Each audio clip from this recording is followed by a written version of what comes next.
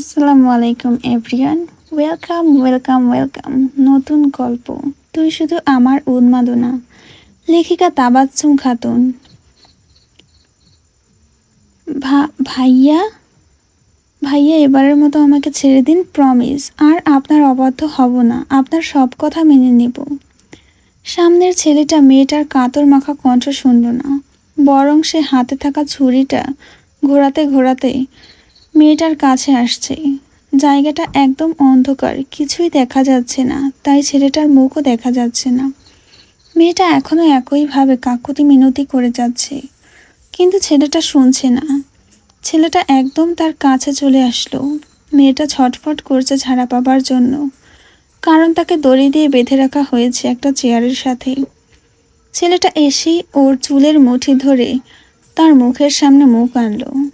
ছেলেটার দাঁতে দাঁত চেপে বলল, তোর সাহস দেখে আমি অবাক হই ইস্যু। আমি থাকতে তুই কেন অন্য ছেলের হাত ধরেছিস, বল কেন? ছেলেটার চিৎকারে মেয়েটা কেঁপে উঠল, ফুপাতে ফুপাতে বলল, ভাইয়া ভাইয়া, তুমি যা চাইবে, যেমন চাইবে, আমি সেইভাবে কাজ করব আজ থেকে। তবুও আমাকে মারবে না, আমাকে ছেড়ে দাও।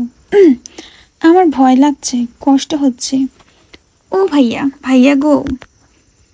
মেয়েটার চিৎকার ভেসে বেড়াচ্ছে এই অন্ধকার বাড়ির ভেতরে। ছেলেটা ছুরি দিয়ে মেয়েটার সুন্দর কোমল হাত কেটে দিচ্ছে, নকশা তৈরি করছে খুব সুন্দর করে। হাত থেকে রক্ত গড়িয়ে পড়ছে। ছেলেটা মেয়েটার মুখে ছুরি চেপে ধরে একই টনে বলল, আমাকে ছাড়া অন্য ছেলেকে ছুঁয়ে দেখলে তোর এই হাত আর হাত থাকবে না, কেটে কবর দিয়ে দেবো তোর ওই হাত। বলেই খ্যাক খ্যাক করে বিশ্রীভাবে হাসতে লাগলো। মেয়েটা হাত দেখে জোরে জোরে চিৎকার দিল, নিশান ভাইয়া, তুমি ভালো না, তুমি পচা, আমাকে মারো, তুমি ভালো না। বলেই হুট করে তার ঘুম ভেঙে গেল। সে উঠে পড়ল। তার পাশেই বসেছিল সামিয়া। সে মেয়েটাকে এইভাবে চিৎকার দিয়ে ঘুম থেকে উঠতে দেখে জড়িয়ে ধরে বলল, কি হয়েছে সিমি? আবার নিশান ভাইকে স্বপ্নে দেখেছিস? সিমি কান্না করে দিল সামিয়াকে জড়িয়ে ধরে। কান্নার রেস্ট টেনে বলল, সামু ভাইয়া এত খারাপ কেন? আমাকে শুধু কষ্ট দেয়, ব্যথা দেয়, আমি ঘুমাতে পারছি না। উনি যে সেই 10 বছর আগে চলে গেলেন, আর আসেননি, কিন্তু আমার স্বপ্নে তো সে প্রত্যেক দিনই আসে। সামু, আমার খুব ভয় লাগে। ভাইয়া স্বপ্নে এসে একই কাজ করে, যখন বাস্তবে আসবে, যদি আগের মতো আমার সাথে আবারও ওইরকম করে, আমি মরে যাব সামু। সিমির সম্পূর্ণ কথা শুনে সামিয়া সিমির মাথায় হাত বুলিয়ে সান্ত্বনার বাণী ছাড়ল। সিমি, তোর কেন মনে হচ্ছে 10 বছর আগেই নিশান ভাইয়া তোকে যেই কষ্ট দিয়েছে সেটা আবার দেবে? কিছু বললে তুই আন্টি আঙ্কেলকে বলে দিবি? সিমি ওইভাবেই সামিয়াকে জড়িয়ে ধরে ফুপাতে ফুপাতে বলল, বাড়িতে সবাই যখন জানতে পেরেছিল, বড় আব্বু ভাইয়াকে অনেক মেরেছিল, রক্তাক্ত করে দিয়েছিল, ভাইয়া কিছুই বলেনি, শুধু আমার দিকে কেমন করে তাকিয়েছিল। আমি তো তখন ছোট ছিলাম, আম্মুকে জড়িয়ে ধরে কান্না করছিলাম। আর ভাইয়াকে সেই দিনই বড় আব্বু ইমার্জেন্সি প্লেন টিকিট বুক করে ইতালিতে পাঠিয়ে দেয় ফুপির কাছে। তারপর থেকে তো আর ভাইয়া একবারও দেশে আসেনি। সামিয়া সিমির মাথায় হাত বুলিয়ে বলল, হ্যাঁ, তবে সেও আর কতদিন বিদেশ থাকবে, দেশে তো আসবেই। এবার কোনো ঘটনা ঘটলে সবাইকে বলে দিবি, চুপ থাকবি না। সিমি সামিয়ার বুক থেকে উঠে চোখের পানি মুছে হেসে বলল, আমি কি জন্য বাড়িতে থাকি না জানিস? সামিয়া হেসে সিমির গাল টেনে দিয়ে বলল, জানি না মানে? এই যে তুই এইসব স্বপ্ন প্রতিদিন দেখিস আর এইভাবে চিৎকার করে উঠিস, আর উঠে কান্না করিস, বাড়িতে দেখলে সমস্যা হবে, তাই তুই মাসে 2-1 দিন করে গিয়ে তাও আলাদা রুমে থাকিস, যাতে কেউ বুঝতে না পারে। সিমি হেসে সামিয়াকে আবার জড়িয়ে ধরে বলল, তুই তো সবই জানিস সামু, আর তোকে ছাড়া যে আমি নিঃস্ব এটাও তুই জানিস। সামিয়া এবার মেয়েকে রাগ করে বলল, 19 বছরের ধরি মেয়ে একটা, তোর ভালোবাসা এখন আমার লাগবে না, উঠ জলদি, ভার্সিটি যেতে হবে নাকি? যা, দেরি হয়ে গেলে ওই খাটাস ইংলিশ স্যার আমাদের দিয়ে মুরগি ডান্স করাবে। সিমি ফিক করে হেসে দিল, তারপর উঠতে উঠতে বলল, হ্যাঁ সত্যি মুরগি ডান্স করতে হবে, ছি। তখন সবাই দেখবে আর কি বলবে, তাড়াতাড়ি রেডি হয়ে নিই। বলেই সিমি দ্রুত ওয়াশরুমে ঢুকে গেল। সামিয়া আগেই ফ্রেশ হয়ে ফোন স্ক্রল করছিল, আর তখনই সিমির চিৎকার শুনল সে। এখন সে রেডি হবে ভার্সিটির জন্য। সিমি ওয়াশরুম থেকে শাওয়ার নিয়ে বেরোলো। তারপর একটা কালো রঙের গাউন পরলো, মাথায় কালো রঙের একটা হিজাব বাঁধলো, তারপর একপাশে ওড়না নিয়ে পিন করলো, মুখে হোয়াইট টোন পাউডার আর ঠোঁটে হালকা পিঙ্ক কালার লিপস্টিক দিয়ে নিল। ব্যাস, তার গোছানো শেষ। সামিয়া একটা লাল রঙের গাউন পরেছে, সেও সিমির মতো নিজেকে সাজিয়েছে। দুই বান্ধবীর সাজ শেষ হতে দুজনই ব্যাগ নিয়ে বের হয়ে গেল হোস্টেল থেকে। তারা রাস্তায় দাঁড়িয়ে আছে রিকশার জন্য। এমন সময় সিমির মা রোজিনা চৌধুরী সামিয়ার ফোনে কল দিল। সামিয়া ফোন পিক করে বলল, মামনি কেমন আছো?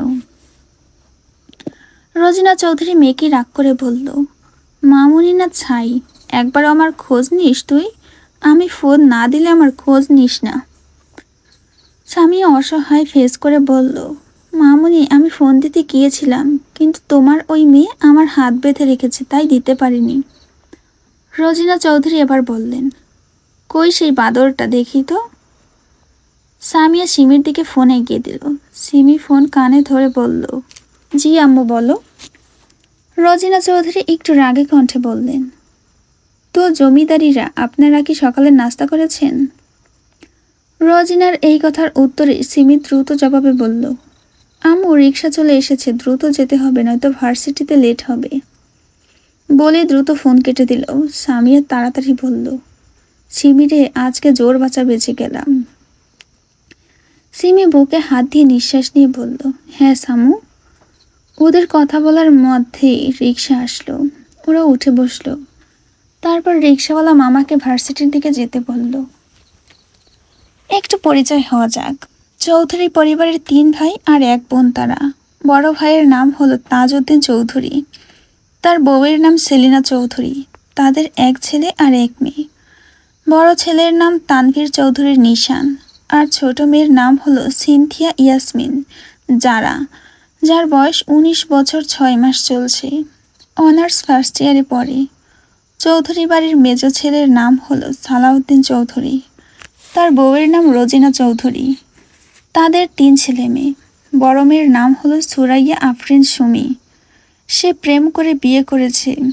বাড়িতে সবার সাথে সম্পর্ক নষ্ট করে সে তার প্রেমিককে নিয়ে চলে গিয়েছে, 4 বছর হচ্ছে। শেষ খবর পাওয়া গিয়েছে তারা নাকি সুইজারল্যান্ডে থাকে, আর তাদের একটা মেয়ে আছে 2 বছরের। তবে তারা বাড়ির কারোর সাথেই যোগাযোগ করতে চায় না, আর চৌধুরী বাড়ির কেউ তাদের যোগাযোগ রাখেনি। সালাউদ্দিনের মেজ মেয়ের নাম হচ্ছে ঈশিতা জাহান সিমি। ওর বয়স 19+। সে এখন অনার্স ফার্স্ট ইয়ারে পড়ে। আর সালাউদ্দিনের ছোট ছেলের বয়স এই 10 বছর, এখন ক্লাস 4-এ পড়ে। নাম তাজিয়ান চৌধুরী তাজ। চৌধুরী পরিবারের ছোট ভাইয়ের নাম হলো জামাল উদ্দিন চৌধুরী, তার বউয়ের নাম কিয়া চৌধুরী। তাদের 2 মেয়ে। বড় মেয়ের নাম অরুণিমা ইয়াসমিন পিহু, যার বয়স 17 এখন, ইন্টার ফার্স্ট ইয়ারে পড়ে। আর ছোট মেয়ের নাম অরুণিকা ইয়াসমিন মিহু। ওর বয়স 12 বছর। সে এখন ক্লাস 7-এ পড়ে।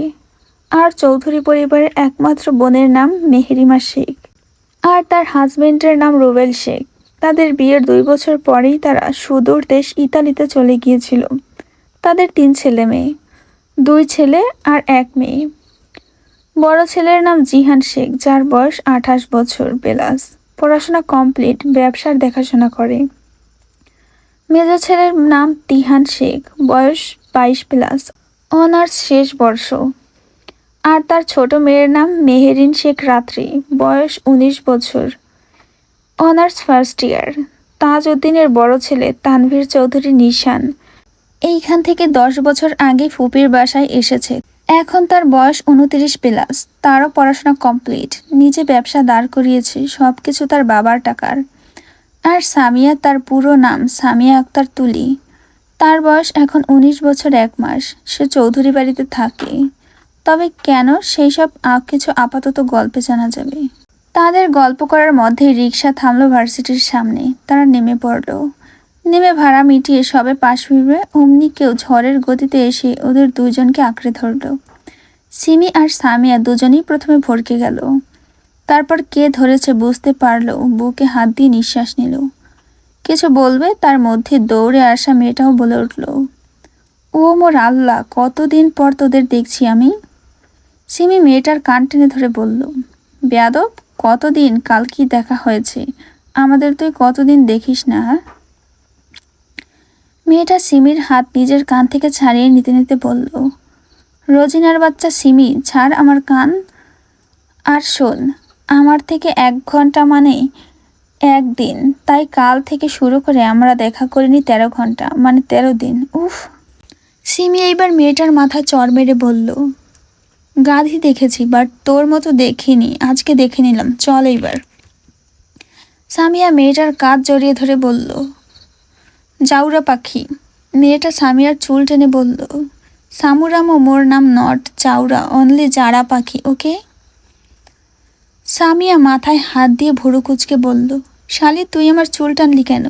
যারা ভাবলিসীনভাবে বলল, প্রথমত আমারে জাউরা পাখি বলার জন্য চুল টানছি, আর আমার কোনো বোনকেই তোর সাথে বিয়ে দেয়নি, তাই ডোন্ট কল মি শালি, ওকে। সামিয়া মুখ ভেঙচিয়ে বলল, ওকে। সিমি এবার মেয়েকে রাগ নিয়ে বলল, পেতনির দল যাবি নাকি আমি যাব, কোনটা? সামু আর যারা একসাথে বলে উঠল, নো বেবস, আইতাছি। বলেই দুজনে সিমির সাথে যেতে লাগলো। তারা ক্লাসে চলে গেল, ক্লাসও শুরু হয়ে গিয়েছে। সময়টা 11টা 50। এমন সময় চৌধুরী বাড়ির বড় কর্তা তাজউদ্দিন চৌধুরী আসলে ভার্সিটিতে। তাকে দেখেই প্রিন্সিপাল স্যার নিজের জায়গা ছেড়ে তাকে বসতে দিলেন। উনি বসলেন। প্রিন্সিপাল স্যার বললেন, জি স্যার, আমি কি কোনো হেল্প করতে পারি? তাজউদ্দিন চৌধুরী গম্ভীর মানুষ, সব সময় সিরিয়াস আর গম্ভীরতা বজায় রাখে, সাথে বিচক্ষণ পুরুষ। তিনি গম্ভীরভাবে বললেন, না, মেয়েদের নিতে এসেছি, তাই দ্রুত নিয়ে আসো ওদের। প্রিন্সিপাল স্যার যাওয়ার প্রস্তুতি নিয়ে বলল, আমি নিজে গিয়ে নিয়ে আসছি, তার মধ্যে আপনি 1 কাপ কফি খান। বলেই সে বেরিয়ে গেল। আর একটা স্যারকে দিয়ে প্রিন্সিপালের রুমে কফির সাথে একটু নাস্তা পাঠিয়ে দিল। এই ভার্সিটিটা তাজউদ্দিন চৌধুরীর, এখানে আগে খোলা মাঠ ছিল। সে নিজের বিচক্ষণ বুদ্ধি কাজে লাগিয়ে এইখানে একটা ভার্সিটি দাঁড় করিয়েছে। ভার্সিটি তৈরি করা হয়েছে প্রায় 15 বছর হচ্ছে, আর এই জন্যই চৌধুরী বাড়ির সবাইকে সম্মান করে তারা। প্রিন্সিপাল স্যার অনার্স ফার্স্ট ইয়ারের ক্লাসে গেল, যেতেই সবাই দাঁড়িয়ে পড়ল। প্রিন্সিপাল স্যার বলল, সিমি, সামিয়া আর যারা, তোমরা আমার সাথে আসো। বলেই তিনি বাহিরে গেলেন। ক্লাসের সবাই তাদের দিকে তাকালো, মনে মনে অনেক খুশি হয়েছে যে এরা হয়তো বা কোনো পানিশমেন্ট পাবে। স্যারও কিছু বলল না, ওরা 3জন বেরিয়ে আসলো। তারপর প্রিন্সিপালের সাথে যেতে লাগলো। তারা অফিস রুমে ঢুকতেই দেখতে পায় তাজউদ্দিন চৌধুরী কফির মগে চুমুক দিচ্ছে। সিমি, সামিয়া খুশিতে দৌড়ে গিয়ে তাজউদ্দিন চৌধুরীকে জড়িয়ে ধরল। তাজউদ্দিন তাদের মাথায় হাত বুলিয়ে বলল, আমার আম্মুরা কেমন আছে? সামিয়া আর সিমি একসাথে বলল, আলহামদুলিল্লাহ, তুমি? তাজউদ্দিন হেসে বলল, আমিও আলহামদুলিল্লাহ ভালো আছি। আমার সাথে এখন তোমরা 3জনই বাড়ি যাবে, বুঝেছ? সিমি মাথা উঁচিয়ে তাকিয়ে বলল, কেন বড় চাচ্চু, কিছু হয়েছে কি? তাজউদ্দিন সিমির মাথায় হাত বুলিয়ে বলল, অনুষ্ঠান আছে, চলো আমার সাথে। সিমি আর দ্বিতীয় প্রশ্ন করল না।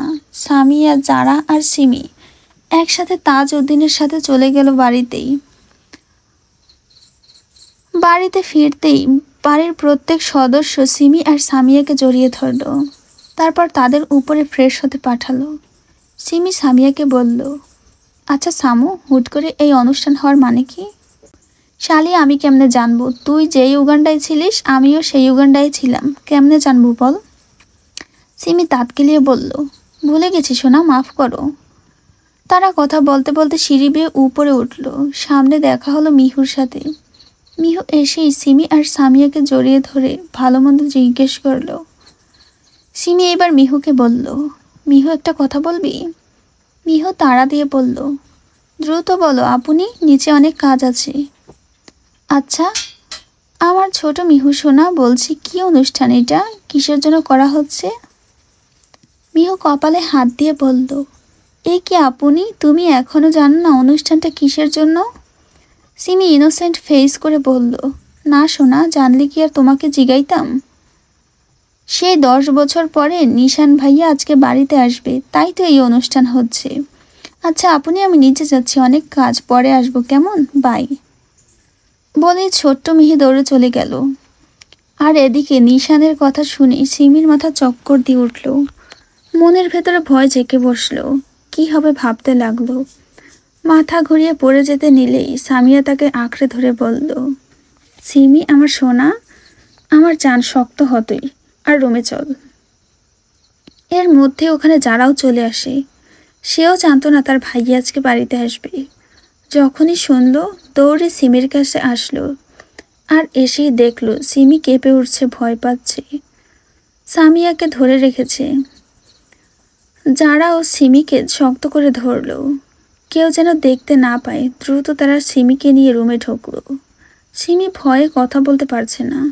সামিয়ার কাঁধে মাথা রেখে আছে, আর যারা সিমির হাত ধরে আছে।